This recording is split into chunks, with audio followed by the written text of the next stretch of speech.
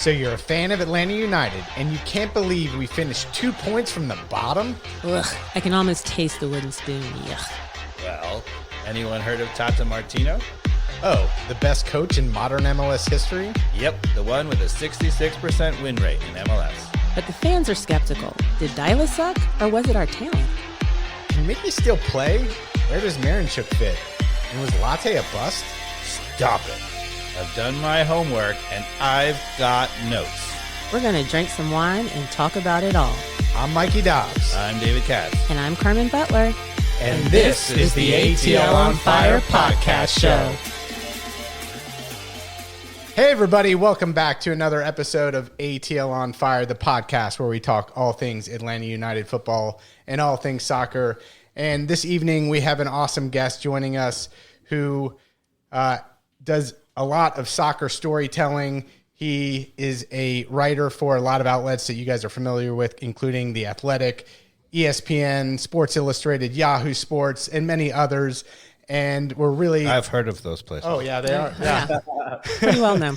But yeah, really is able to take, a different angle with some of his stories. I would encourage you to follow him. He actually a few years ago was waking up at 4 a.m. and covering soccer in the MLS from Japan, has recently moved to New York in the Big Apple. He's in Brooklyn and, recently also has started leading a company called Kickbase and is the content lead for their operations in the U.S. If you're into MLS fantasy soccer, we're going to give some time to our guest, Favian Renkel, an opportunity. Bienvenido. Welcome to the Fire, and I really appreciate you making time. Yeah, welcome to No, you. man, that was awesome. Like you did your homework, and I appreciate that. Shout out, yeah, please.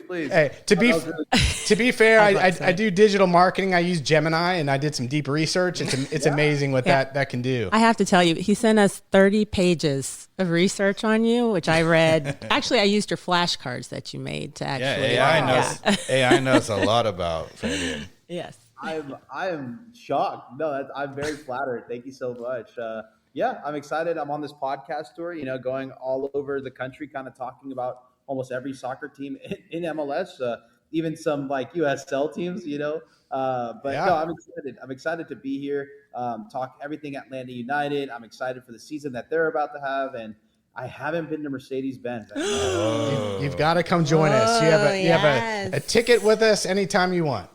Oh, thank you. I appreciate it. And they do a great tailgate, I have to say. Yeah, that's what I've heard. Yeah. Best atmosphere in the MLS. Suck it, Seattle. Seattle's good, though. Yeah. I gotta give it to them. So Fabian, I also in the research, I heard that you take a day off on Sunday and you don't watch any soccer or do any writing on Sundays as a way for you just to take a break and be with family and, get your mind and head straight going into the week. Honestly, that was before. Okay. Nowadays, it's hard to step away at least one day. Even in the off season, you think we're not talking that much and doing many things, but we're not. We're like, this is kind of like our launch or kind of like the time where we pick it up. And it's tough. It's tough. Don't get me wrong. You still have to find time to kind of disengage. But maybe it's not a full Sunday anymore, Sunday's the wrong day. There's a lot of footy on Sunday. Yeah. Maybe should have chosen like Tuesday. Right? No, that article with NBC was written maybe about 3 years ago before we really played on Sundays. So I would say kind of that's why I said Sunday, because maybe there was one game at the time, but now there's a whole bunch of games.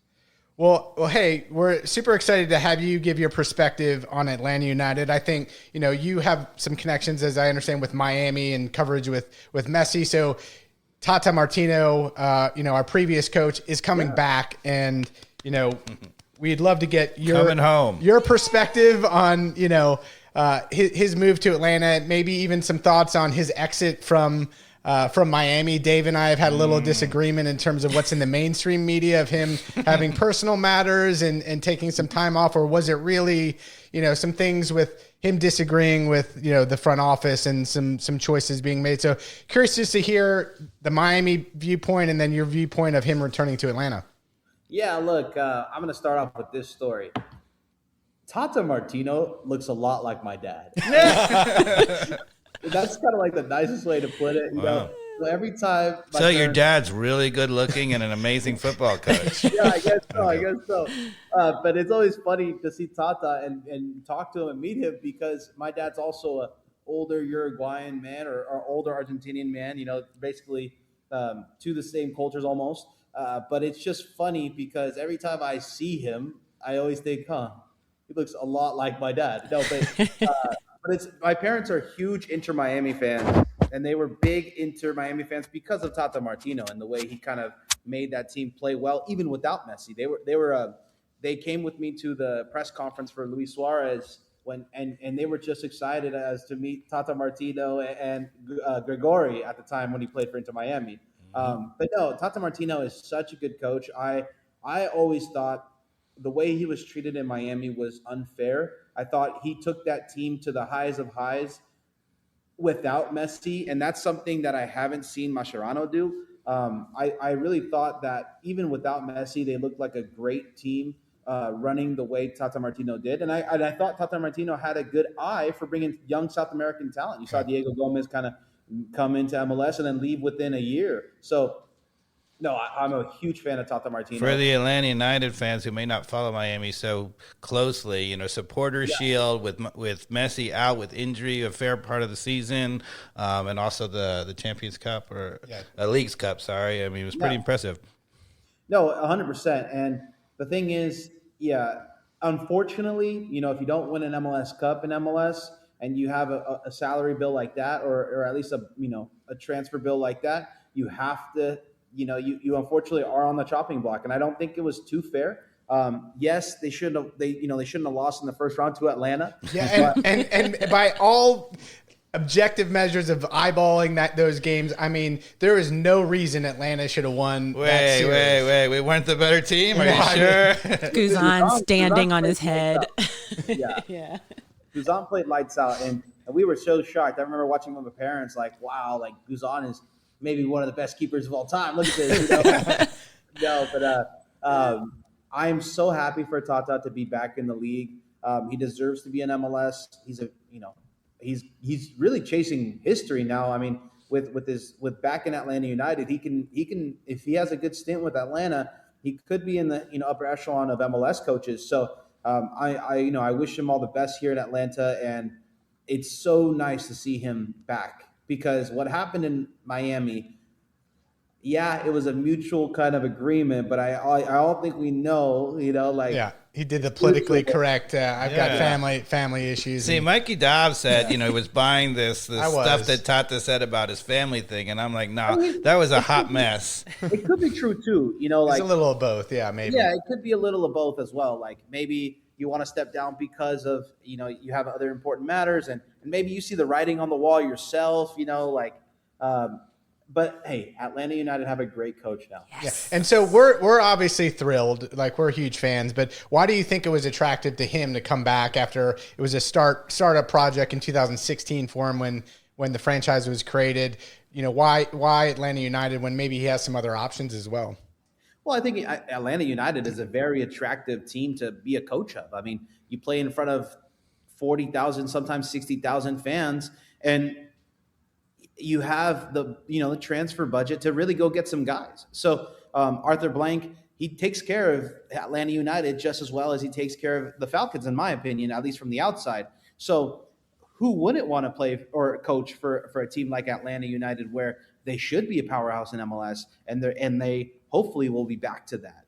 Right. And Atlanta United obviously, can spend on players and shown that in terms of being one of the biggest spenders every year in the top 3 or 4 in MLS. But, one of the things we have the luxury of is being able to spend as much money as we want on a coach. Right. And so, we are optimistic last year with Ronnie Dyla coming, who at least had a pedigree of winning, in different spots. So we were really disappointed with how the season went. And a lot of people thought, it was our talent. That's not our point of view. And so curious what your perspective was with Ronnie Dyla and all the talent that we really had in our perspective. I know we had some weaknesses in the back, but just felt like, that team should have done way better than 2 points from the bottom. Yeah, look, I mean, it's no stranger to anyone that Atlanta should have done better than what they did. I think everybody looks at this team and you see stars. Like, I know Miranchuk hasn't been the best player for you guys, but he's very capable. He's class. Right? Yeah. And I think if you get the right coach to get the motivation out of him, if you get every single guy to buy in, Almiron, if he buys in once more because maybe an old coach, an old friend fires him up again, I think you can see Latte Loth kind of just, with the rising tide, all boats rise, So I think Latte Loth is going to get back into the form that he was if this team can go ahead and get the most out of their guys and really motivate them. And I actually think they will be motivated this year. I think this is a team that is in line for a bounce back, especially under Tata. I think these guys are good enough to make a run in the playoffs, especially their star talent. There's guys in MLS that can hit the next level and truly elevate your team. And I think Miguel Almiron is that guy. You just got to awaken a beast in him, I think, in my opinion. It's an interesting thing because in the Atlanta United, supporters amongst them, and even a lot of the MLS commentators and sports writers, there was this view that our squad was really just not competitive, right? And we watched all the games, and if you listen to our podcast all last year, we totally disagreed with that. We thought we had a ton of talent, and it was just a disaster of not clicking in the formation and how it was run. But, when Tata came in, it was interesting as a lot of people were saying, and people said, it's going to take, 2 transfer windows, 3 transfer windows to modulate the team. And they asked him about this. And the first thing he said, nope, I think the team's good enough. So... And that's high praise from a guy who's been at places like Argentina and Barcelona, right? Yeah. A guy who's already been at Atlanta, but definitely been at the highest of highs in terms of coaching gigs. No, I agree with Tata. I think this team is definitely good enough to not be 2 points away from the bottom. I mean, there's teams out there that have one DP. This team's roster is good, and I think it could compete. Now, are they motivated? Do they feel like they can compete? That's the biggest thing. And I think Tata solves that issue right now. There wasn't, shout out to Kevin Egan and the Atlanta World Cup kind of committee, because there's no better cameo than Tata Martino in that video announcing Atlanta Stadium being used. Yeah. I saw that. I was like, I'm ready to run through a wall for this guy. Yeah. This guy is cool. He brings an aura. Excuse me. This is a coach that people want to play for.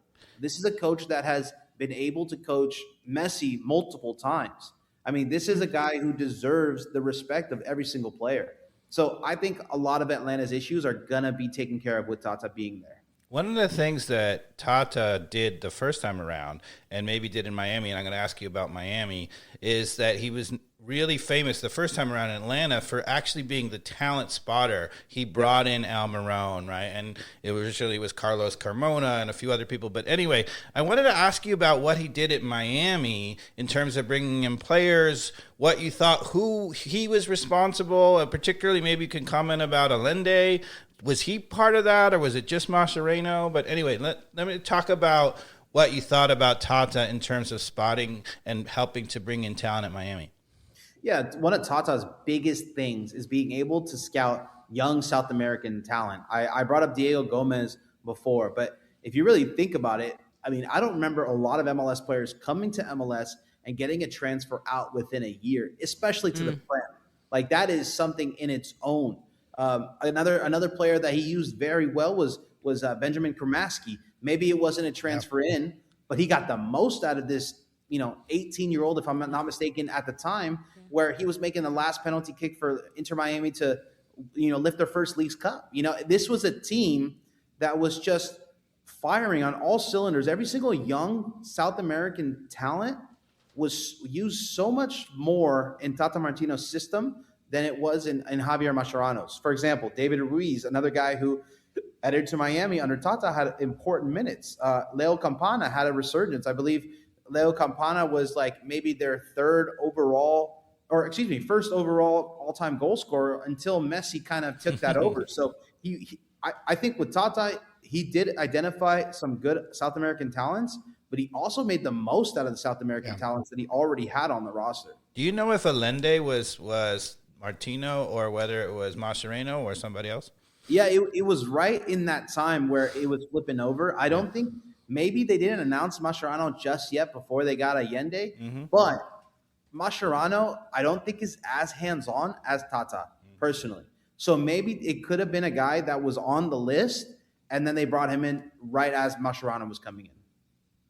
Yeah, and Atlanta, obviously, like Miami, there's a big Latino base here in Atlanta. So I think that's definitely going to bring some energy if we get some young talent that community obviously really follows and knows where players are coming from and gets excited. I know we've got a right back that we just signed. Is it Tomas? Yeah, I was going to ask you about what you know about Tomas Jacob. Right, so Atlanta United signed him, right? He comes from Argentina. He's 20 years old. He played already in Mexico at Necaxa. It was interesting. They signed him saying that he was a right back, right? But he comes in. We had just sold Bartosz Slisz, who was our guy in the midfield, we thought, and, was a little bit – maybe misused by the previous coaches. But we thought, okay, he's going to be our anchor. Suddenly, Slisz is gone. And in the first 3 preseason matches, they have Jacob playing defensive center midfield in each of those matches. So do you know anything about him? Yeah, look, this is a guy who was pretty outstanding at Necaxa. I feel like Necaxa had a great run in the last year's Leagues Cup where they kind of shocked some people. And his value shot up the roof once he got some playing time at Necaxa. I feel like this could be a sneaky kind of guy. I mean, usually Liga MX teams they grab like young South American talent that is on the rise and give them a chance. Maybe they didn't have that chance in Argentina, but with 14 kind of minutes and 14 games and over 1,000 minutes.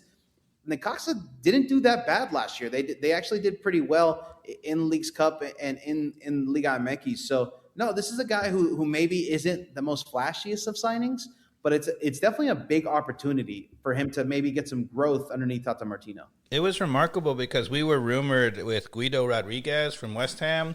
And, the deadline came and went, and he went to Valencia, right, which was, we thought maybe he was coming to Atlanta, but we thought, okay, they're definitely signing somebody to replace Slisz. And as Tata's gotten to see the team, there's been no rumors whatsoever about another midfielder. Now, maybe it's coming still with a week to go, not from Europe, but all of a sudden, Tomas apparently is the guy. Maybe he's seen enough. Yeah, look, I think a lot of teams are kind of preparing themselves for the summer transfer window after the World Cup. Every single transfer window is going to be one where you go ahead and this after this World Cup, every single team that was here in the World Cup will see how good the facilities are, will see how crazy the fans are, and they might actually want to stay here and play in the United States to build something or to help make it really truly a league that competes. Yeah. And I think a lot of the teams around the league are actually preparing themselves with flexibility to truly make a play in that summer transfer window. And you can see that kind of league round, maybe besides Inter Miami, these teams are really preparing themselves for that transfer window with flexibility. So if Atlanta United doesn't get anybody in these next 10 days, I can definitely see them being adjusting in the midseason, really being a player in that summer transfer window. I hope it's not us, actually. All the years I've watched the players, make a spark in the World Cup. And World Cup soccer is so much different than club soccer. And so many of these guys who make a spark in the World Cup actually really don't materialize to that level in the club. So I actually think that's maybe some faulty logic on behalf of a lot of clubs thinking that way. Because he just drives up the price from, 5-7 games, whatever it is. Some guy has an amazing run. Now you can identify guys that those countries have identified themselves and put them in a good spot and showcase them. But, I've often found that that's kind of a little bit of fool's gold, the World Cup transfer. More or less, too, like some guys are possibly cheaper because they didn't show out in the World Cup. That's a good the market point. just changes a lot. So one of the things that hasn't happened yet that we would have liked to have seen is maybe a bigger splash in goalkeeper for Atlanta United. Hibbert, and I think we signed a new guy. Is it Hoyos? And I'm not too familiar with him. Curious on your take about the goalkeeper position at Atlanta United. That's a position that really, when you have a game changer back there, can change everything in the season. So, that's a position we'd love to see, somebody excel in. And I know Dave and I and Carmen aren't necessarily bought in with the two people that we have now. I actually, just to brief, I thought maybe we were going to make a run at St. Clair, and we didn't. And then suddenly they brought in Hoyo, so he was their guy. So I'm curious about your thoughts. Yeah, goalkeeper is one where you can truly kind of find a diamond in the rough looking at other teams too. So this is one where, St. Clair, of course, is the best MLS, goalkeeper and he wanted to go to Miami. He took a kind of a sweetheart deal to play in Miami. But you also don't want to overpay for goalkeepers in MLS. That's kind of the biggest thing. Unless you get a guy like Brad Guzan or a true superstar. A lot of times you see a lot of movement from goalkeepers in MLS because a lot of teams don't really like to use too much money on that position. And Tata, if you take a look at his time in Miami, had Drake Callender, right? Yeah. So he kind of made the most of what he had. And really, Drake Callender has some crazy saves in their League Cup runs. So I think with Tata not really wanting to spend maybe the budget with the goalkeeper, I think this may be kind of uncharted waters for Atlanta United, right? Because you've always had Guzan for so long. But I still think you need to see what you can get from your guys first, and then you kind of adjust in the summer because it's not going to make a big splash there. You kind of have to wait it out a bit. I also don't know whether the club and Tata has evaluated Jaden Hibbert, who played at the end of the season, as legit, and maybe Hoyos is a little bit of a placeholder veteran presence to bring him along. And, might see Hoyos at the beginning, and then, 5-7 games into the season, you might see Jaden Hibbert. Yeah, well, competition's always good, right? Like, you want every single position to have two capable players. And bringing in a guy who is capable is always going to get the best out of the starter, right? So, I love goalkeeper competition. But again, if these guys don't work out, expect Atlanta to be looking around the league for goalkeepers because there's going to be goalkeepers available for sure. Yeah, now last year we knew even going into 2025, our center back positions were maybe not the strongest, with particularly Williams and Abram. With them getting so many minutes last year, particularly Abram, we were shocked that some necessary changes weren't made, even, when the writing was on the wall that it wasn't getting done. So we've got some new players coming in, Dave. Yeah, towards the end of the season, we brought in Ania Mihaj, a Greek guy from Portugal, and Juan Barracal from Getafe in La Liga, both 27 years old. I think is a major upgrade over Luis Abram and over Derek Williams. Any of your thoughts? Yeah, look, anytime you bring a guy from La Liga or the Portuguese league, the quality is going to be at a different level, right? Something about bringing guys in that have that type of experience, especially on your back line, it adds a lot to your team. A lot of teams in MLS really kind of just throw out guys from the MLS Super Draft. For example, a team that I've covered very well, the San Jose Earthquakes, love doing that, So this is something where you're going to have experienced players in the back. And hey, maybe this makes up a little bit for the goalkeeper not being a superstar like Guzan. You have guys who have played against Barcelona, Real Madrid, guys who have played against the best of the best in the world. And that, in a back line, that experience is invaluable, in my opinion. We also offloaded Brooks Lennon, who was a very controversial figure around here, tremendous going forward, and we thought really weak as an actual defender in the back.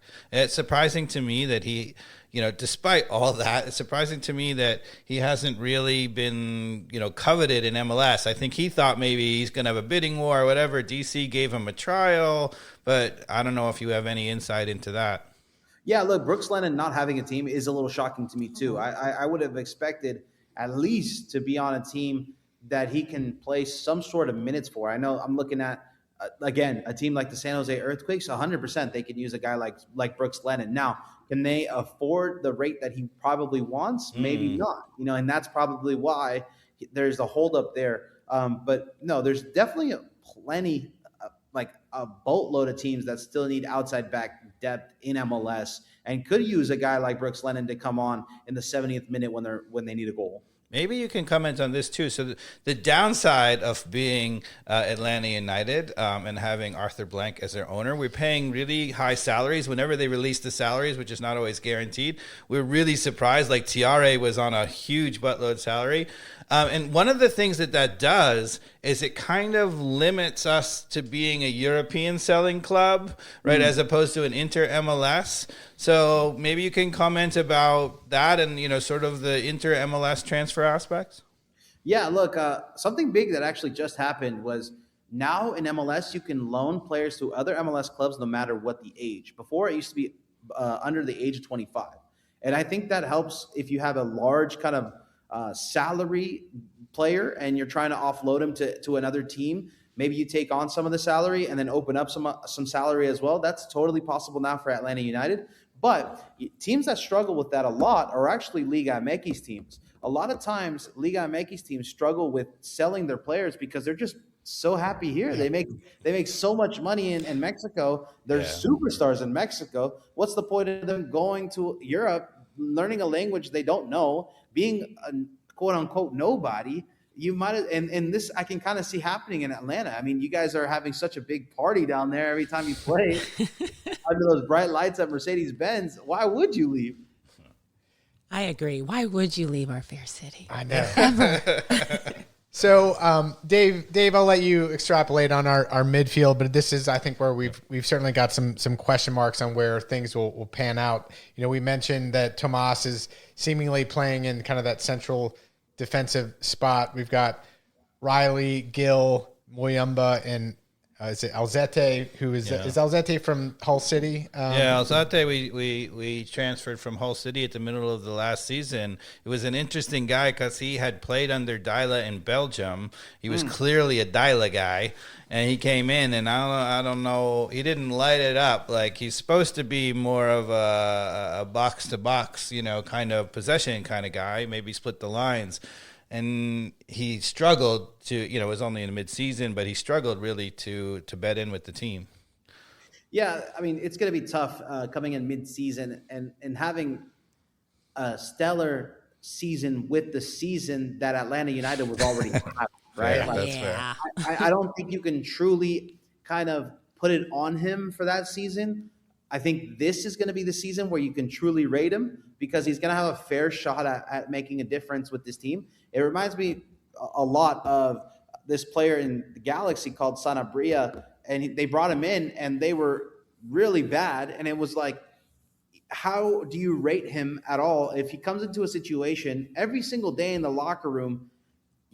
Whatever you do on the field isn't going to affect the impact of the team or in the future. So as a normal person, that is so hard to do, in my opinion, to have that stellar attitude, even though you're getting, crushed every single day. So with the new hope, with the new coach, and with in Spanish we say con toda la alma, with all the confidence, I think he should have a better season this year, or you find out who he truly is. It's funny, a lot of the supporters in Atlanta have criticized the club. They say it's club culture that's brought us down or whatever. We actually have felt that, the club has routinely brought in quality players. We've had a series of players that came and even left, like guys like Thiago Almada, Marcelino Moreno, Araujo, Yakamakis. I mean, we've had some terrific players, and, I feel like the club culture is a little bit overused. Like, a good coach, a good team, like, can suddenly, because you can see it sometimes when there's supposedly a bad culture, and then sometimes a coach drops in who's amazing, and then like overnight it changes, and you say, okay, is that really the culture, or is it you just have a guy who's better at using what he has? I truly think that Atlanta does have something good cooking. I mean, I truly think Atlanta is something special in terms of the amount of sheer love the city has for the team, with the amount of sheer fandom that people scream for their players and really truly fill out a NFL-sized stadium sometimes. That is irreplaceable, I think, for any player. I mean, I think, yes, you can kind of have a bad attitude and everything, but I truly think if you have that concoction of fans and really support through a city, if you have the right guy come in, I think it just elevates the whole city and it elevates the whole area. Instead of having, I know this is going to sound like some juju stuff, but instead of having, bad juju around, you have good juju around and optimism. And that actually matters in players, I think. I think their attitudes going into training every single day, having some deal of hope or some, good attitude about everything that's going on, I do think that a coach can actually change everything overnight. But a fan culture is needed to do that too. Yeah, I think, with Tata coming back and our familiarity with him and knowing what he's capable of, I think there's going to be some really solid energy after 7 years of us being on a decline here. And us starting a podcast in 2019, thinking that was a good idea. And we thought it was going to be like that all the time. All the time. And then we went to Mikey Dobbs swearing he was going to cancel the podcast. Yeah. He was like, this is it. I was hanging on by an ember, Fabian. So one critique that we have, I thought maybe you could comment on. It's really not, it's a small kind of thing. But one thing that we've had about our supporters is that we have such a vocal supporters group, but they have the same exact chant at the exact same moment in the game every single time, and they don't actually have individual players very much. It's all very Atlanta United, in some things. I'm curious, since you've been around the league, you've seen other fan bases, is this a critique of MLS in general? Like, we were laughing because, Miguel Almiron was a legend here, 2 years, won the title. How do we not have a song for Miggy? We did not have a song for Miggy. Something simple. And then he shows up in Newcastle, and the first game they have a song for him. Yeah, that's a very English kind of fandom. At least I've seen. A lot of times the stadiums I go to, it's very Latino based, so they kind of go with the Latino ultra kind of way. For example, Esta noche no vamos a ganar. Like, that one is very famous for a lot of Latino clubs, and LAFC kind of uses it for themselves, But no, I haven't seen, LAFC actually sing too much about players, and they've had superstars come in, right? So no, I think around the league we get more of this kind of, like, I don't want to say cookie cutter, but maybe you can write an article about this. Yeah. We think there's a huge opportunity for the MLS culture, whether it's, bringing in the Latino vamos, ATL. Like, that's great. Like, that's more of a simple thing. It doesn't have to be Esta noche tenemos que ganar. Yeah, exactly. So we would love if there was a little more flavor, though, wherever it's coming from, in terms of the cookie cutter stuff that we love, the supporter sections in Atlanta, but I would love some fresh energy from them and from what I'm seeing in the league in general. Also, we have to kind of take a look at it, an English game, right? You get guys who are peeled to the pitch, right? Like, not even a single food item in their hand, peeled. It's a different kind of experience at an American soccer game where it's a little more family friendly. Maybe there's a 5-year-old that wants to start singing, and they unfortunately don't know the new goalkeeper for Atlanta United. It's pretty easy for them to kind of sing along, and I think that's why a lot of supporters or groups, at least, they kind of side on the edge or side on the side of easily sung songs. But I also don't want to just, write an article, hammering on no, that's fair, right? Well, I think we were thinking about writing an op-ed in the Atlanta Journal-Constitution about this, but being in a positive way, like this can do this, can we do this? It's a positive thing. The other thing I think is funny, in England, one funny way about it is many of the traditional tunes for years and years were American Civil War hymns, right? They were to the tune of American Civil War. So there's this weird history about it too. Yeah, look, I mean, it is kind of interesting that there isn't more. I mean, there should be a lot more kind of soccer names into songs, but now that I'm thinking about Seattle kind of just does Seattle. It's not it's not very Jordan Morris, it's, and there are a lot of English fans in Seattle, and it's still very Americanized. Yeah, but even I do think even in the U.S. culture, like getting behind a player like Miggy or, whoever your DPs are, right, and star players. Like I think, Actually, they do have one for Messi. They do have one for Messi. Well, yeah. See, that's what we need to bring in. People think we brought him in for his footballing. They brought him in to change the culture. But let me tell you this: you guys should take the Miggy one from Newcastle. Like what? Yeah. Like why not? Steal it. Will they even know? Let's just take it. Well, nowadays the other thing that's so crazy about it is with AI and ChatGPT, it takes like 2 seconds to make up a song, right? Like, come on, like it's the most easy thing in the world. Let's get one. Let's just make some for every single team, and if they use it, they use it. I don't know if you know this, but actually the one chant that is unique to us, "We are the A from way down south."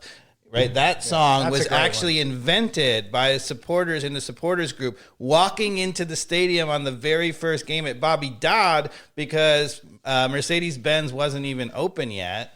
So we started it out but it petered off after that. Like LAFC has this like theme song that they put on that's pretty crazy. I don't know if you guys ever heard it, but like it's a theme song that they put on before a match, and it's like it's like a trumpet, and then it's pretty. I don't know. It to me at least, it gives you chills. It's like, oh, that's pretty cool. Like, and then when a Mexican team comes into town, and it's like, whoa, these guys actually are kind of intimidating. They do this too, like at Liverpool, "She'll Never Walk Alone," and at Manchester City, they do the. I don't know. I will not say. So Fabian, back to the Atlanta squad. Going to the back line. On the right, we've got Hernandez and who we believe is going to be Matt Edwards, who young kid has a lot of promise. I really was excited. We talked about it last year. It was refreshing from my perspective to see a young guy step up and challenge. Like one of our critiques during the Pineda years was particularly our back fullbacks did not pressure up, close the space, and play defense to put in a tackle or make him turn around and pass the ball backwards. With Matt Edwards, who's young, he's making some mistakes and he'll get beat. I love the fact that he was aggressive and you saw some real defensiveness from him. So curious your thoughts on Ronald Hernandez and maybe Matt Edwards as our right backs. Yeah, look, I mean, going into all the time when you kind of go into something new, there's going to be letdowns, unfortunately. When you're having a couple of new guys in your roster, there's going to be a moment where they have to gel. And with Edwards kind of having at least 14 games last year, at least he has some sort of kind of idea, maybe the guys in front of him, how they're going to play. But I think you have the chemistry between the center backs and the winger for the outside back is key. Now, is Hernandez going to be there because of maybe the Spanish speaking with the center backs? Can Edwards, go ahead and at least, find some chemistry in certain ways? Like a lot of players usually say they don't need to talk Spanish. They could just, talk ball. I think the biggest thing is always chemistry on the back line. So it'll be interesting to see how Edwards does with this new center back pairing, in my opinion. The other thing I was going to ask you about, so Atlanta United in our history has not actually been very good at developing our own talent, right? When we have developed our own talent, it has basically only been at outside back. I mean, Bello and Wiley are the two names that really come to mind. But then even like the other guys who came through our system, George Campbell and Miles Robinson, all on the back line. So I wanted to comment to you about, if you could maybe comment about our MLS development of American players in general. Maybe even you can throw in the new guy that we added, Gil, who is another American player. But the idea about whether or not MLS are doing a good job of developing players or just importing South American players. Yeah, Atlanta's, what's funny is you talk to, Atlanta United fan, and they bring up that they haven't been able to produce talent, but you guys have been able to buy talent, no problem. And I think it's like, and we have bought young and sold higher, Almada and things like that. Yeah, I mean, Thiago Almada is a superstar, right? It's shocking to me that you get other teams like, okay, let me say this. Atlanta hasn't had to kind of develop too much talent. And they develop the guys that they bring in when they buy them. But other teams like the San Jose Earthquakes, Philadelphia Union, Seattle Sounders, they have to do that to stay competitive. And this is kind of like a double-edged sword.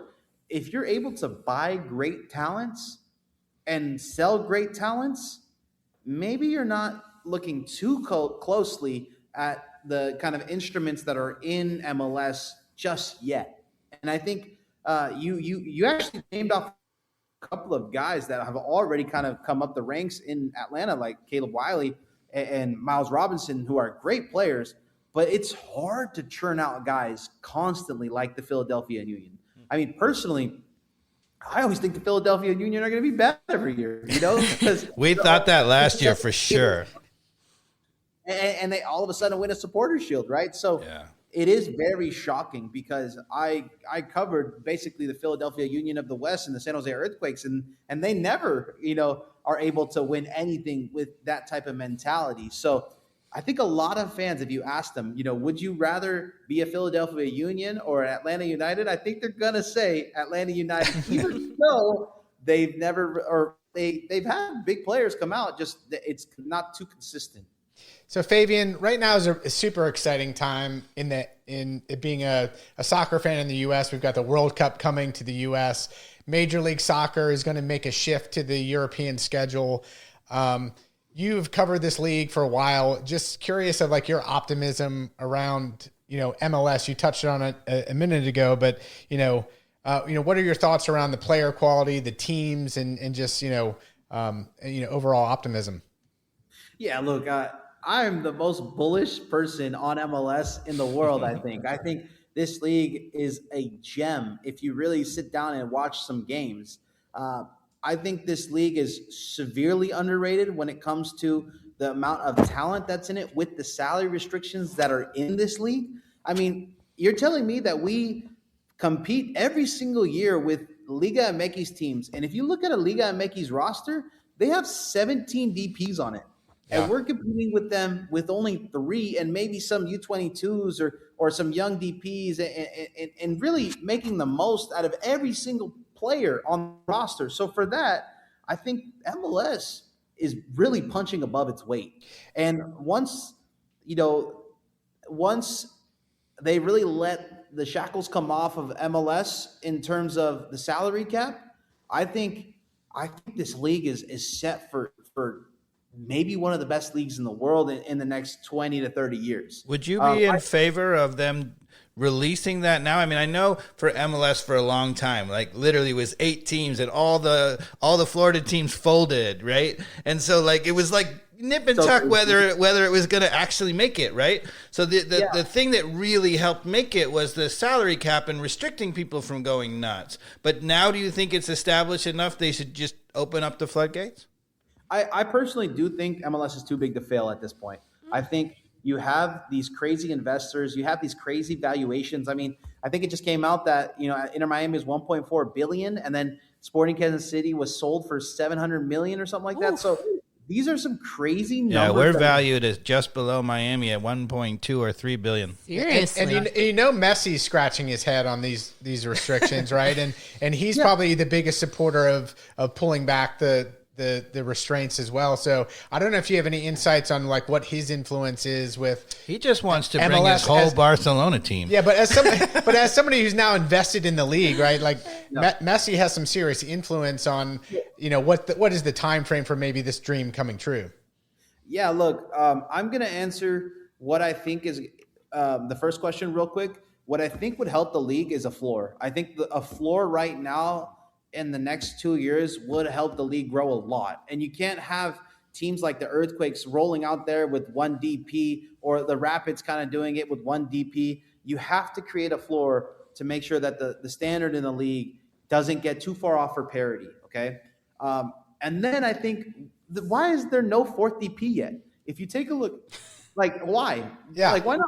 I thought that was definitely going to happen like last year. I thought – that was definitely going to be one of the rules that was announced. But if you take a look at Jordi Alba's contract, he was a TAM player for the first 2 years and then a DP in his last year. In my opinion, Inter Miami thought there was going to be a fourth DP because then he would become that fourth DP Right. in that third year. So when that didn't happen, it was kind of like, well, you make a lot of money, are you going to retire?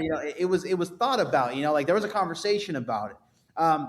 But in terms of Messi and his influence in the league and his vocal influence when it comes to the salary cap, Messi doesn't do many interviews. But when he does interviews, he actually – it's very medical or surgical with his interviews. I mean, he goes, if I'm not mistaken, he went on NBC to talk about the salary. Yeah.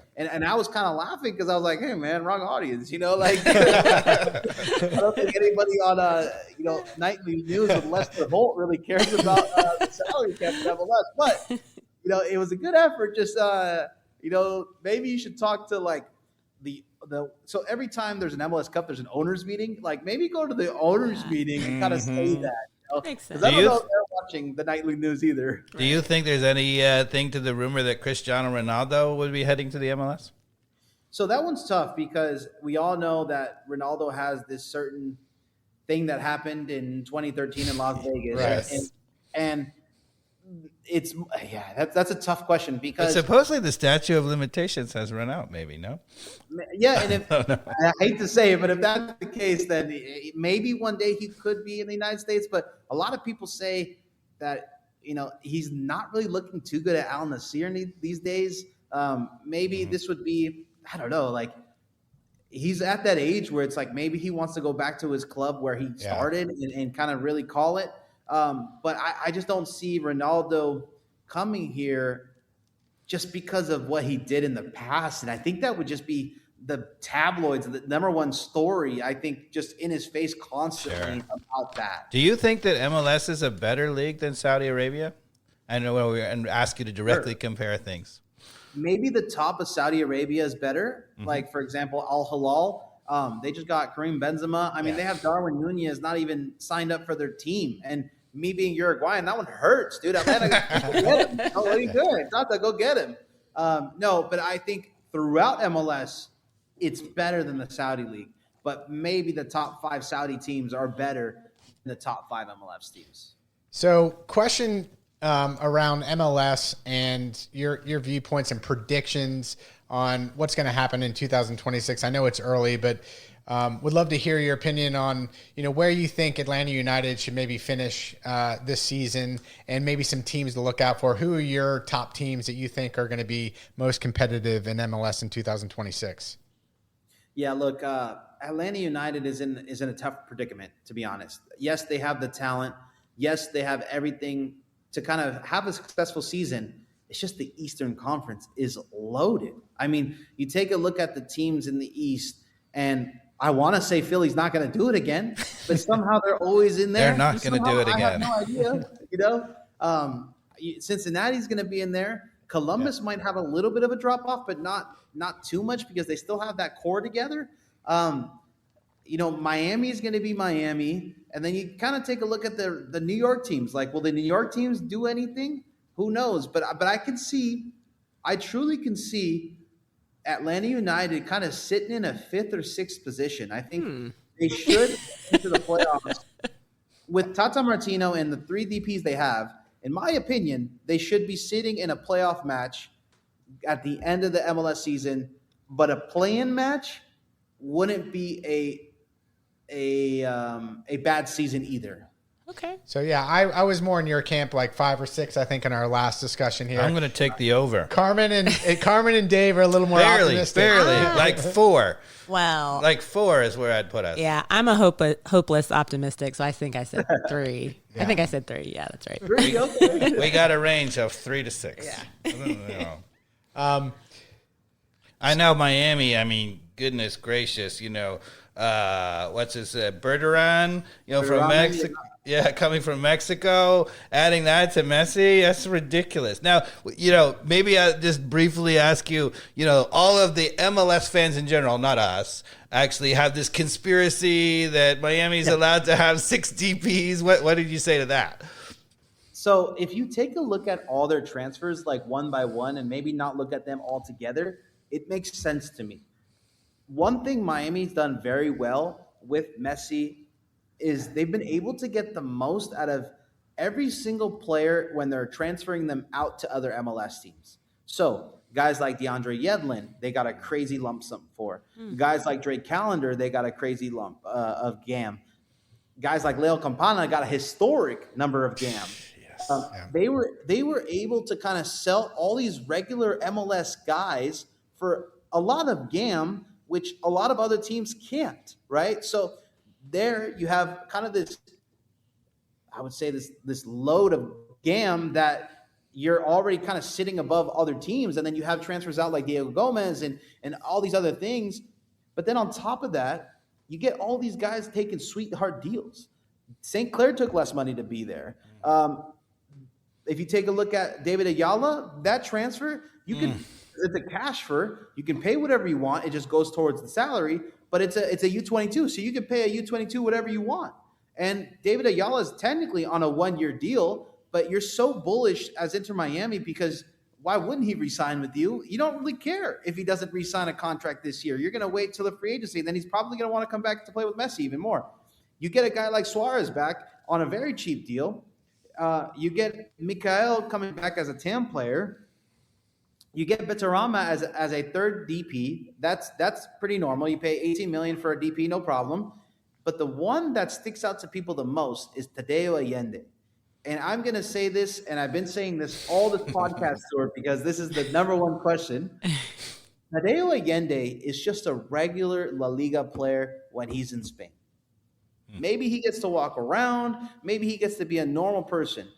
When he won that championship with Miami, and when he made a historic playoff cup run, MLS Cup run, he had a line of 100 people at Dick's Sporting Goods to sign autographs. At Dick's, whoa. If you're just a normal guy, but now you're a historic guy in Miami, the worst city in the world, I would never want to live there. Yeah. No, Even Messi was able to shop at Publix or wherever it was and not get too bombarded when he came to town. But if you're going ahead and getting all of that, you're getting the fanfare, everything. Wouldn't you take kind of a sweetheart deal too? Yeah. And I think they kind of looked at Tadeo Allende and say, "Hey, man, we want you back. I know you want to be back, but you're going to have to take a pay cut." And that's how I think they got it, under the legal line is by him taking a pay cut to be back in Miami. Well, hey, I want to be respectful of your time. I think you got to continue your podcasting tour after this, but wanted to A, say thank you, and B, let the people know kind of what you got going on with Kickbase and what that whole MLS platform is like, and any other things you want to share with our audience here. Yeah, look, thank you so much for having me on. This was a blast. It really flew by. I am now at Kickbase USA, and this is the new home of MLS Fantasy. So if you've ever played MLS Fantasy in the past, Kickbase is now the new home where you can line up MLS players and kind of play fun challenges and truly have a great time with your friends. I'm excited to be here because I'm a huge fantasy football guy, and honestly, fantasy MLS needs to be there for the league to grow. So I'm on a project that I feel very passionate about, and if you are an MLS fan, you should definitely download this and try to help it grow, and maybe invite your friends, talk a little smack, right? That's the best part of fantasy. Yeah. Absolutely. We're going to download it right maybe after we the could show. have the ATL on Fire Fantasy. Carmen, Yes. Mikey Dowds versus me. Yeah. Oh, There you go. bet line. Yeah, it's going to be a great project. We're going to work closely with MLS and the players and get a whole bunch of content out for you too, because I'm head of content over here. So I know we're going to have a lot of fun things to do. We already shot some things. I'll give you some things. We're gonna have like some content where it looks very similar to the league or the office, and it's all about like punishments for fantasy. Yeah, those are fun. I love I may those. have had to dress up a lot of times, and I'm a very serious guy. You can tell. Yeah. Us as well. Yeah. All right, so then let us know, right? So is it all the Atlanta United players overpriced in your fantasy or no? Like, come It might on. be underpriced. Right? They perform. So you may be able to sneak some guys in. Sounds good. Well, Favian, thank you so much for joining. Seriously, if you're ever in Atlanta, we'd love to watch a match with you, and we'd love to have you on the show again in the future. No, it's been a pleasure. Thank you so much for having me on. Go Atlanta United, right? Let's Yes. get Yay. No, it's been a pleasure. And of course, I would love to see a game with you guys and the 60,000 that are there. Let's go. Heck yeah. It's amazing. It's amazing. It's a great place. Well, thank you so much. Of course. Thank you. Thank you. Good night. Take care. All right. So that was awesome. Yeah, good. Yeah. So we're what, 54 minutes in? We're still live right now, Dave. You wanna keep talking? Or? I thought we were done. No. I mean we can shut it down. I thought that was a great interview.